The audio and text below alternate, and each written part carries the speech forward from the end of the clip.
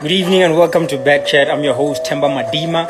This evening we are chatting to Charl du Toit. Charl du Toit. Bonjour, bonjour, ça va? No, he's Afrikaans. He's going to be with us this evening. Oh, Charl is in the building. Welcome everybody. Hope you guys are good. Oh, Sonia Smith, welcome. Travis Kukamood, all the way in the United States of America is in the building. Eddie van Veek, welcome guys. Good to see y'all. Charl has sent a request. Hope you guys are doing well. Good evening and welcome to BackChat. Yeah. Yo, Charl. Hi, Tim, how are you doing? I'm good. How are you doing? Great, thanks. Nice to be Super, here. man. Yeah. It's lekker to see you. Lekker to have you here. I haven't seen you in a while, but it's good to see you, man. Yeah, I think the last time I saw you was one of our last races in Pretoria. Yeah, yo, that's what is it, March 2020? Yeah, I think it was like the 17th of March or something. Yeah. How you been otherwise? You been good? Yeah, I've been doing really well. Just happy to be back in training again, and yeah, everything's going well. That's good. Are the tracks open that side of the world? Hey, people had the keys to the tracks were locked. Charl, I don't understand. Yeah, it's been a journey on its own, but we're privileged enough that we're allowed to train in Stellenbosch. So yeah, very privileged to have the track and be training on it again.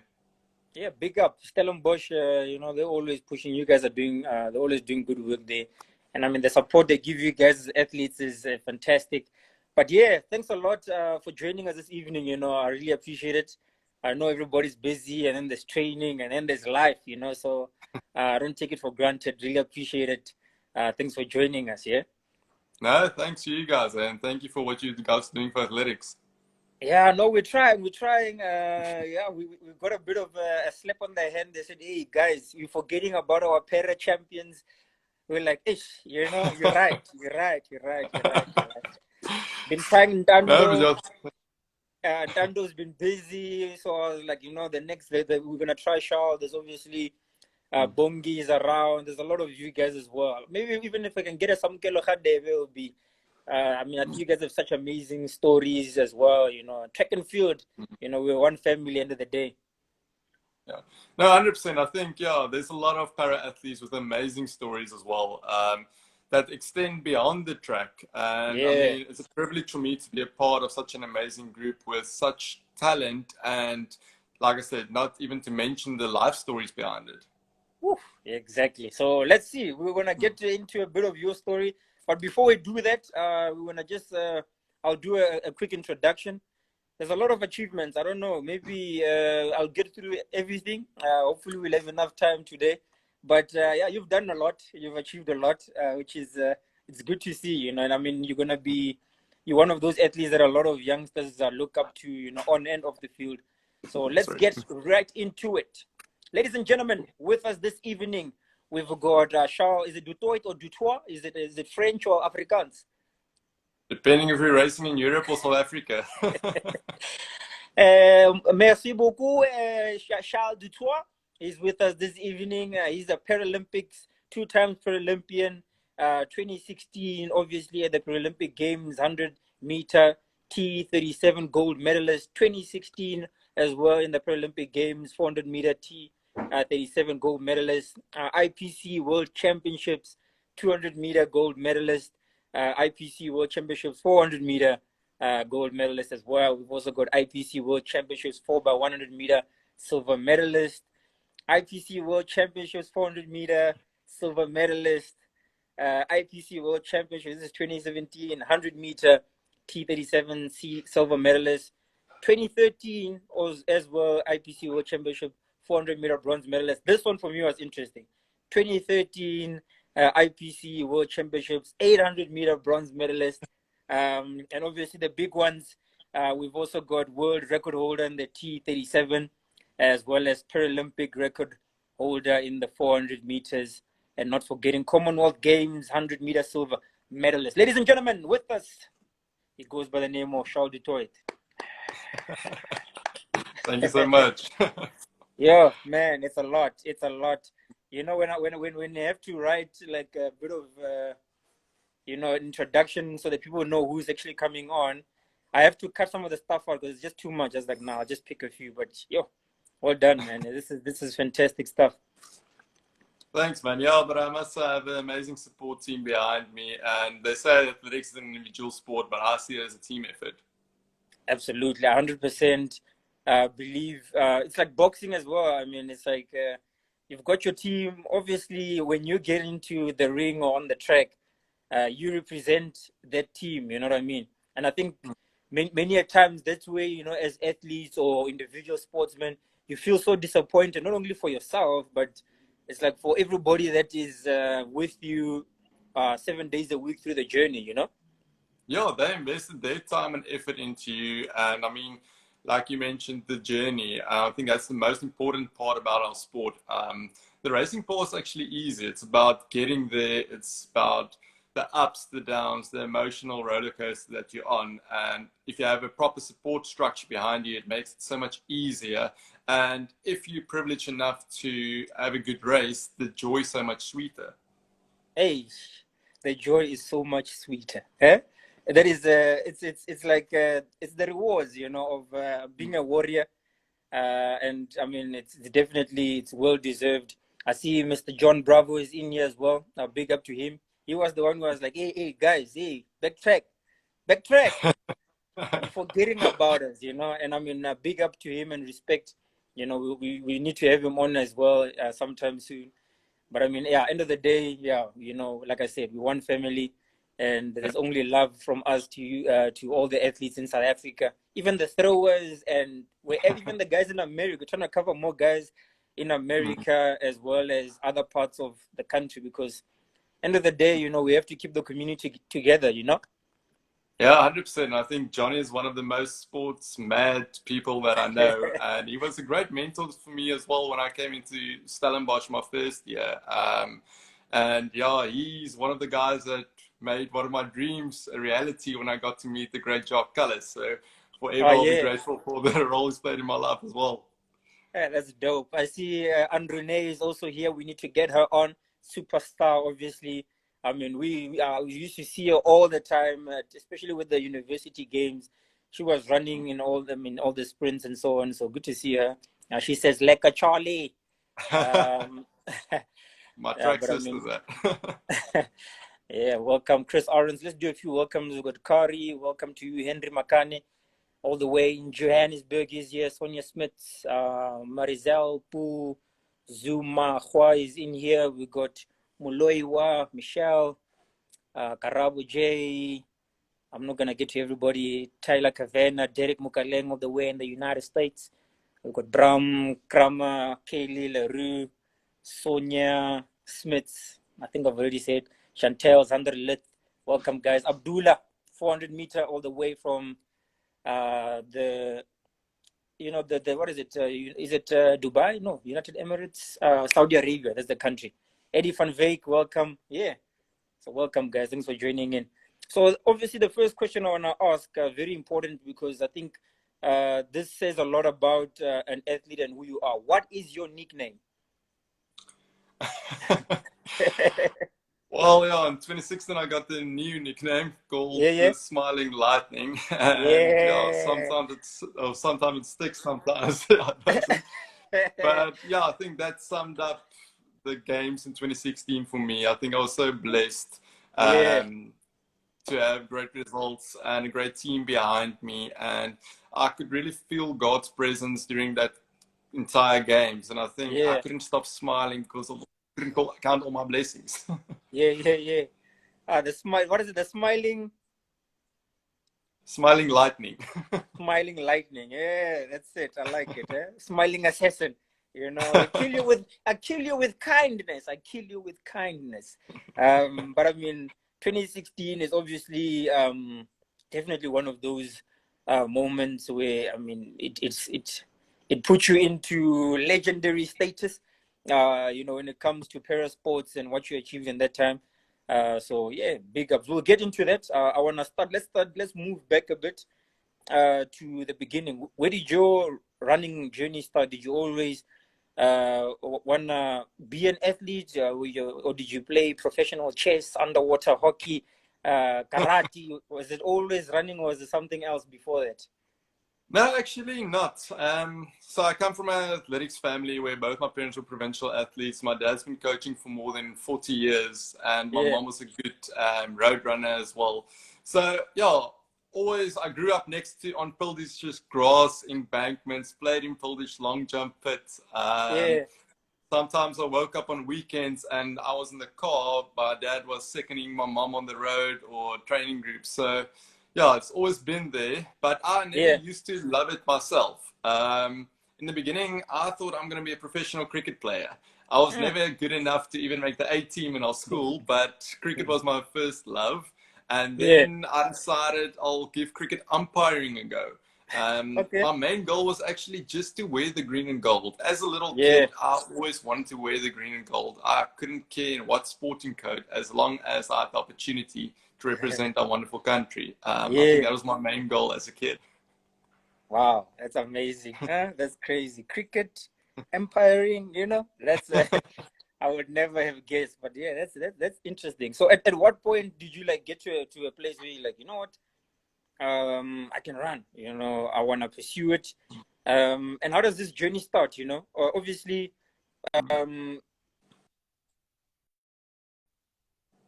I think it's especially in school, it's only like for inter-house and maybe inter-high and whatever, where everybody's like, okay. But after that, I mean, the sports that dominate is always cricket, rugby, soccer, etc., etc. What pulled you into track and field? Yeah, I think the thing is, it's mostly seen as an individual sport. And let's be honest, you want to play with your friends when you're younger, and that's where team sports actually gets the upper hand. Yeah, yeah, And I did a bit of cross country in primary school, but never really liked it a lot. And yeah. then when I went to high school, grade eight, ran a bit, but not really. And then in my Mm, grade 11 year at school, I decided, okay, I'll give it a go. I mean, my dad was the athletics coach at the school, and I decided, okay, why not? And it turned out I wasn't too bad against able-bodied kids. I made our yeah, entire team, and yeah, at the age of 13, I almost made the Gauteng North cross country team. I think they yeah. selected 12, and I was 14th. Hey. And that was one of my highlights growing up in my school career in athletics.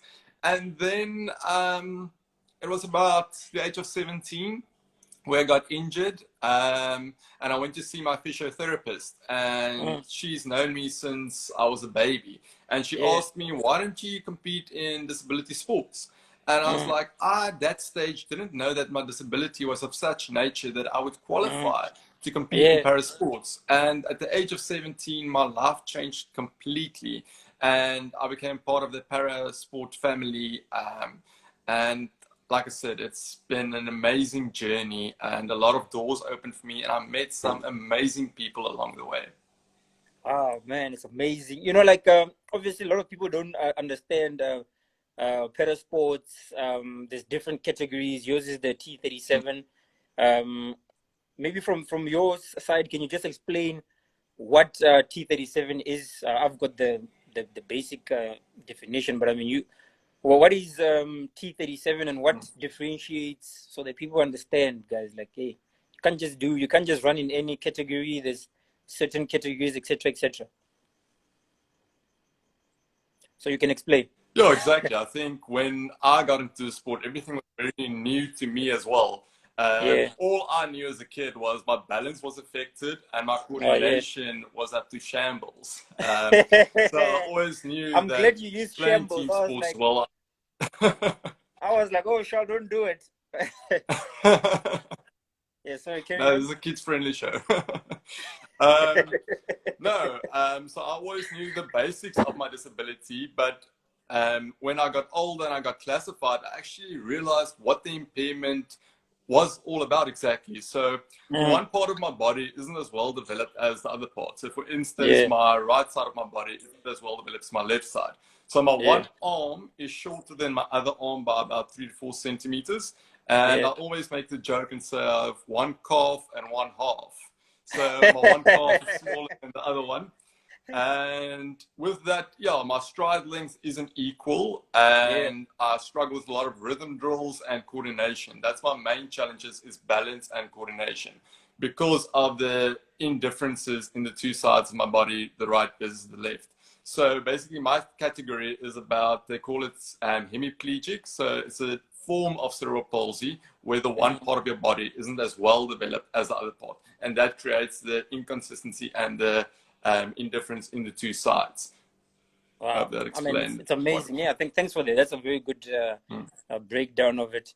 And I mean, it's amazing because, like I've always, you always think of it of like with these challenges that you had, for instance, you're out of balance and you've got challenges with rhythm and so on, but your job literally is day in, day out to make sure that it gets as well as best in the world as possible, which you managed to do. I mean, if you once you break a world record, which means you're the best to ever do it.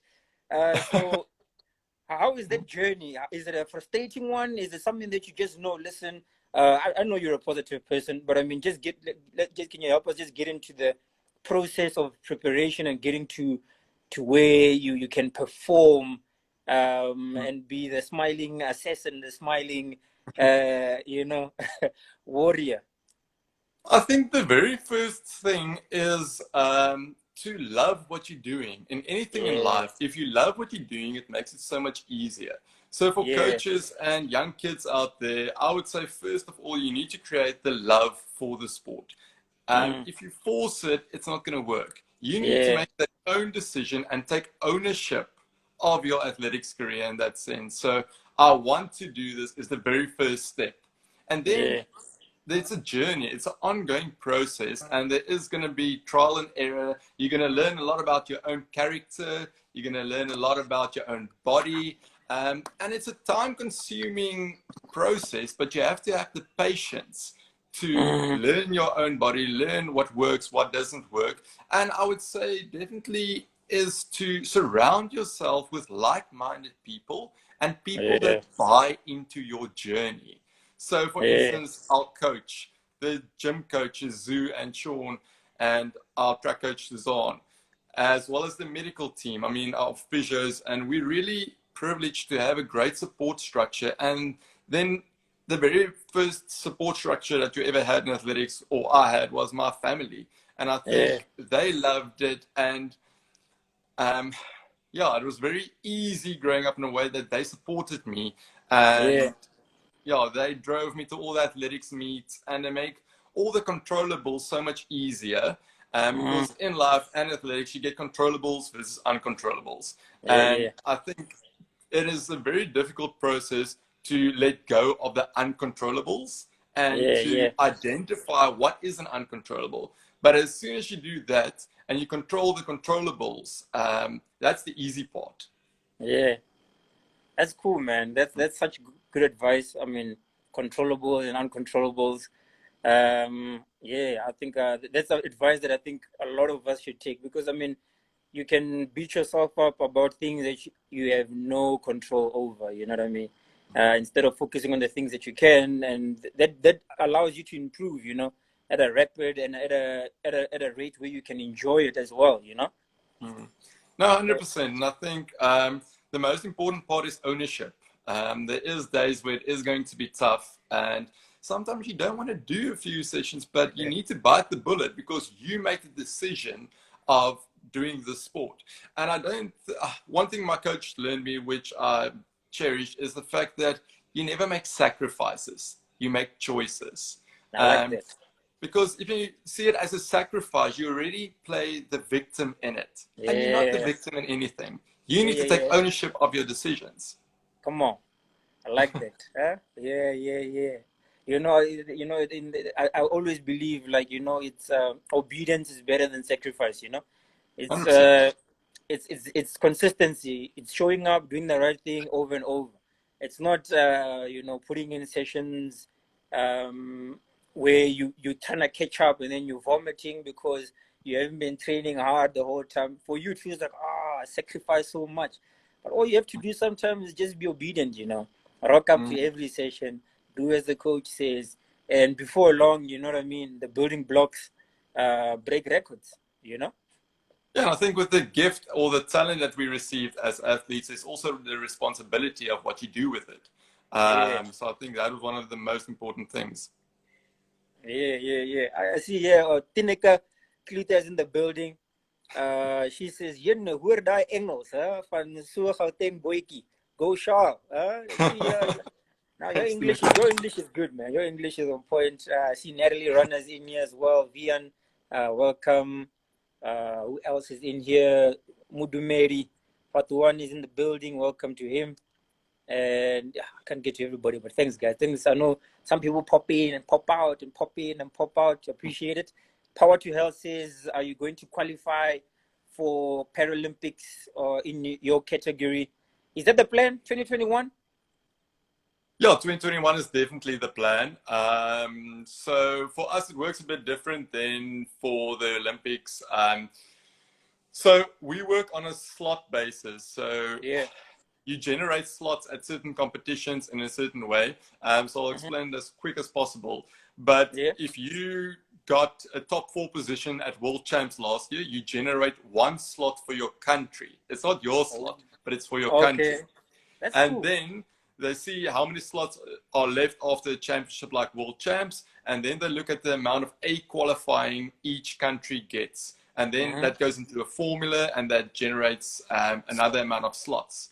And then after that process, each country gets a certain amount of slots. Even if you generated that slot for your country, that's not your slot. It's not yours. So it's a country slot. So we need to keep up our world ranking in regards to if you want to go to the games. You might have qualified, but it's not to say that you're going. It depends on the amount of slots that your country gets. Sheesh, that's crazy. That's like, I mean, I think of it in a team sport. It's like rugby, you know what I mean? We're playing playoffs. We play against New Zealand. We play against Fiji. We have to beat France to qualify. The team qualifies. You're in part of that squad, and then they choose a bigger squad. The slots, you know what I mean? A prop has to go, a winger has to go.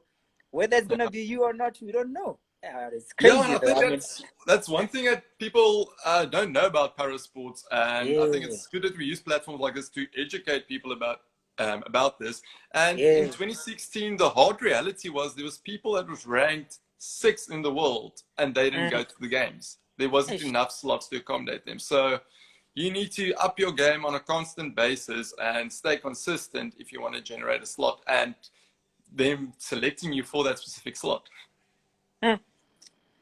That's tough, huh?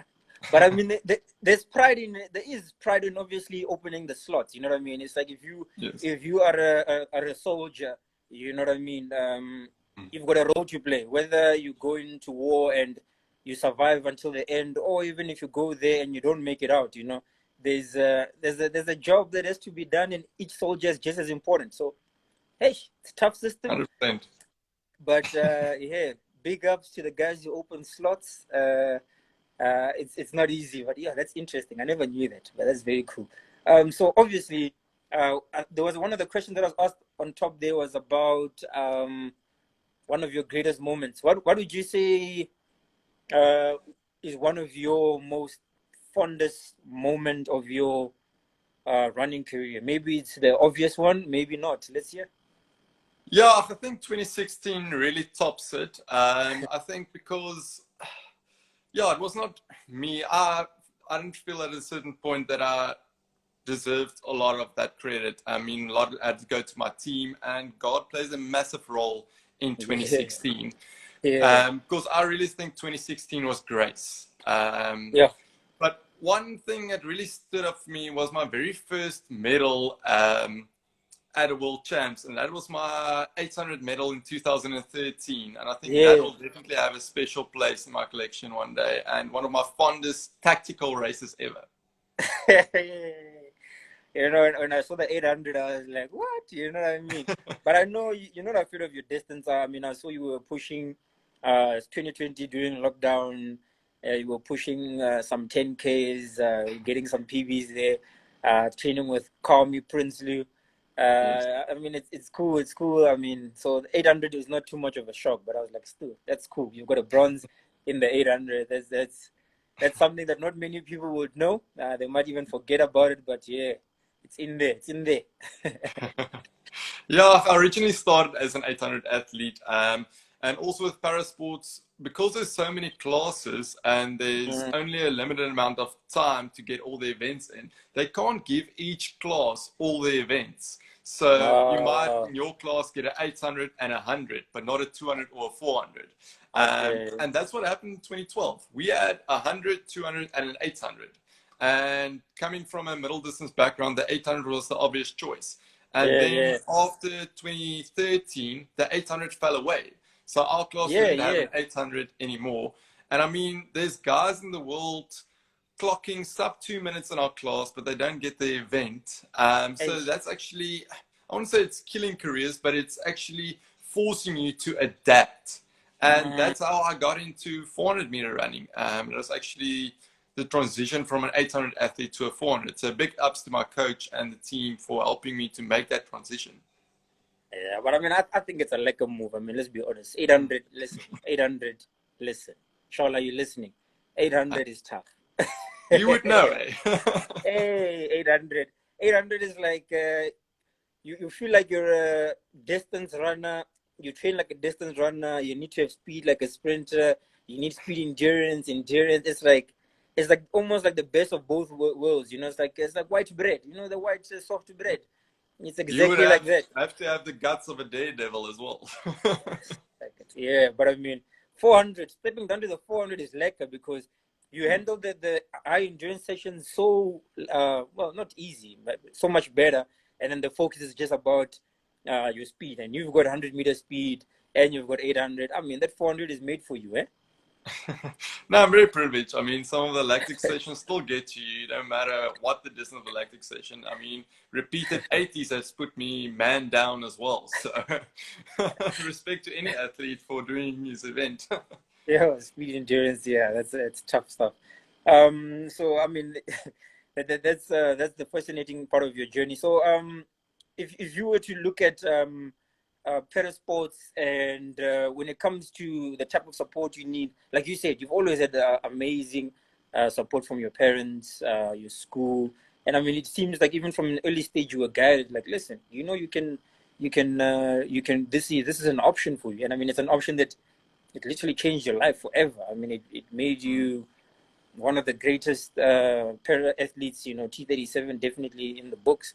What advice would you have for young athletes that would come into, you know, para sports? They're discovering it. They're not sure whether they should do it. What advice do you have for them? I think advice I would give them is try it out. And I think any opportunity that you can get in life is an opportunity that you need to take with both hands. So you have the opportunity to be active and to actually become a part of a greater family setup. Same with able bodies as well. Why do you do athletics? Because somebody granted you an opportunity to participate. And the same with parasport as well. I think where we struggle a bit is how it's advertised, and not a lot of people know a lot about parasport. And I think that's why these platforms are so important, so that we can use them to educate people in the sense of what the world of parasport is about. And absolutely, I mean, I didn't even know about it until I got into it. And that's crazy. I think that's why I have so much respect for people doing it longer than I'm doing it, like Johnny and them. I think it's become more aware, that people have become a bit more aware of parasport. Isn't where we want it to be, but there has been a journey, a growth process.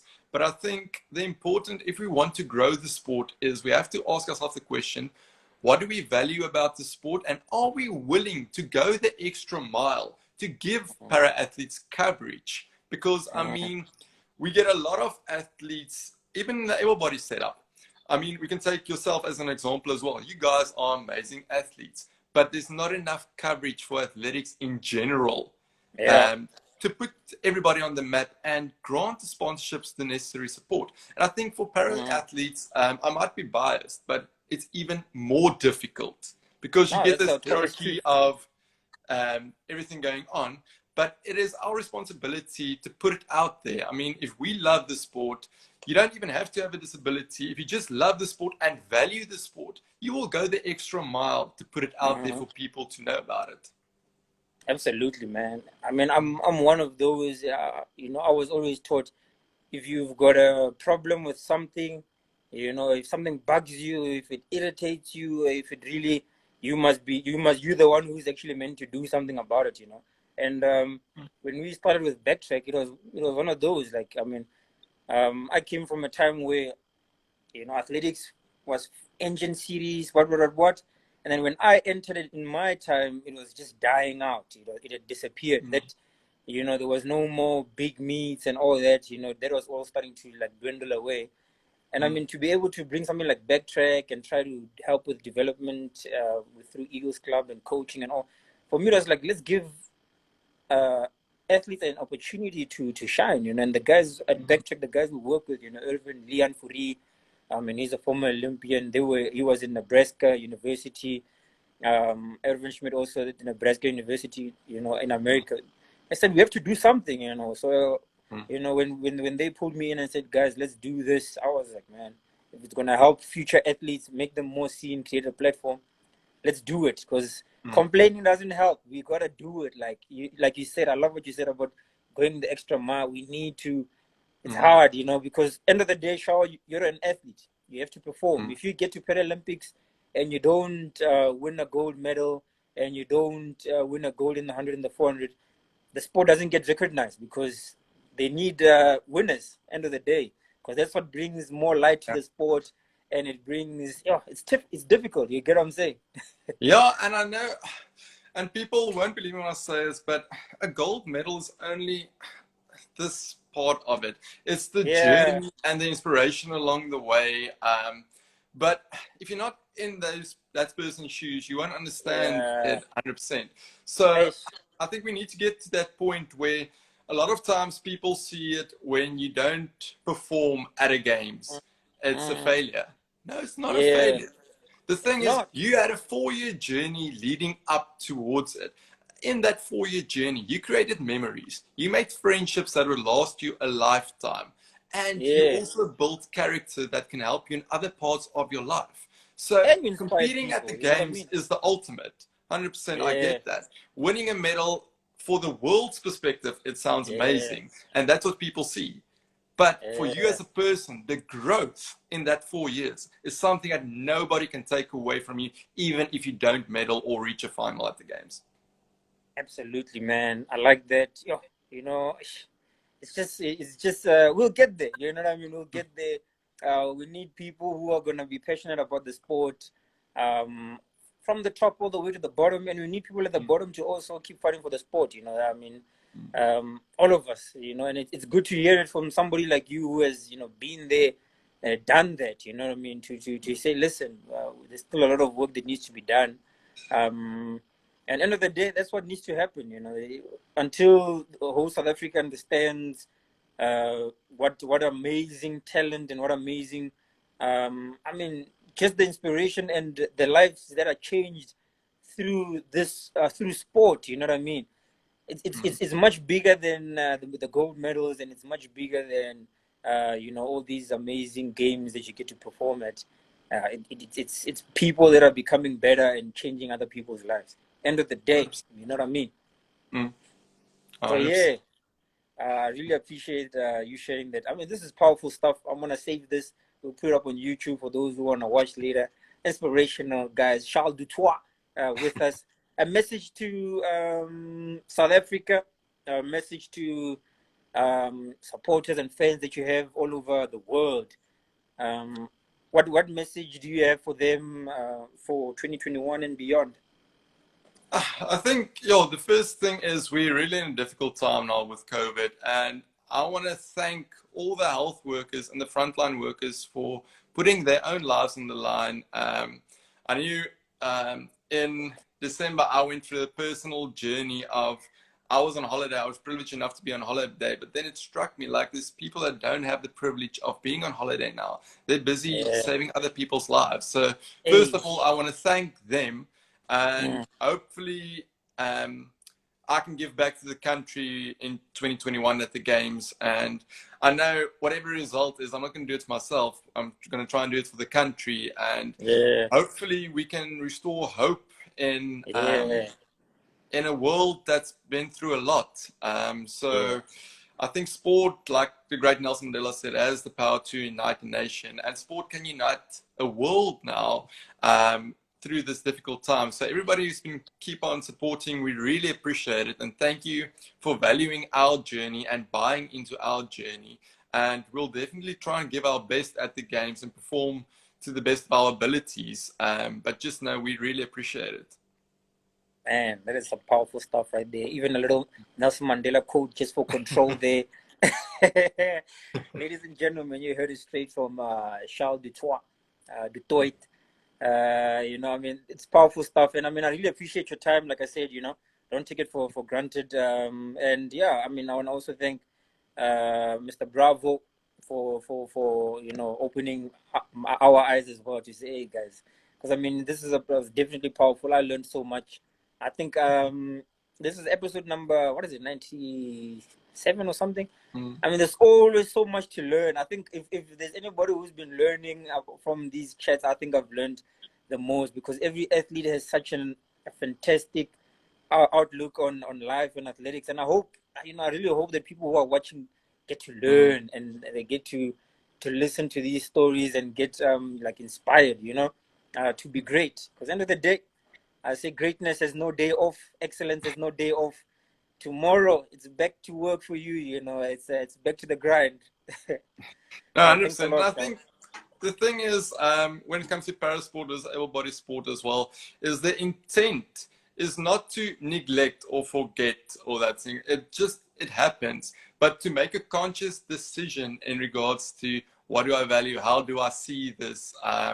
So we as para-athletes, we understand the intent is never to hurt or exclude 100%, but it is how do you value it and how do you see it. And I think it's up to us using media platforms as well, like I said, to educate people and say, hey, we're still here as well. I like that. Every day. And I think just to put parasport on the map as well, I think South Africa has produced numerous very talented para-athlete legends. And I mean, they paved the way for us. They made our life easier as well. And I think we don't give enough recognition to those people who's made the way open for us in the sport as well. Yeah, man, big ups. I mean, you know, like the truth of it is, like, every time when it's Olympics and then Paralympics, we like, that's when we like, oh, parasport is back, you know. It's like, but that's not enough. I mean, it's cool. I mean, it's amazing because it's Paralympics, you know. You want to watch SA's best athletes take on the rest of the world, you know, and it's big platform. But I mean, there's, like you said, the journey is, there's 4 years, there's in the in-betweens. Yes, the IPC world champs are also there, but they don't get as great coverage as the Paralympics, from what I've sensed and seen. But I mean, like you said, you just have to constantly educate and get the info out there. Yeah, man. So yeah, I just hope for the future there'll be more sponsors, there'll be more opportunities. And I mean, there's a lot of guys that have been doing a lot of great work in that, you know, for parasports. I mean, Natalie du Toit, I know she's not your sister, but she's done amazing stuff. Samkelo Khadebe, I mean, come on, everybody knows her. He's a legend. He's a legend. Oscar, obviously, he also paved the way for parasports all over the world, you know. So I mean, the work has been done, and you guys have just carried on, and it's inspiring. And we'll get more chats. We'll get more chats. That's a promise. And yeah, thanks a lot, Charl. Really appreciate it. Thank you, and thank you for the opportunity. Awesome, ladies and gentlemen, you heard it straight from Charl's mouth. It's been an awesome chat. Thanks for joining in this evening. We'll be back again next week when we bring episode number 99 and 98 and 99. And then we must do something special for episode 100. So that'll be coming up soon. Charl, thanks a lot. Everybody watching, I really appreciate it, guys. Have a good night. God bless and take care. Cheers. Cheers.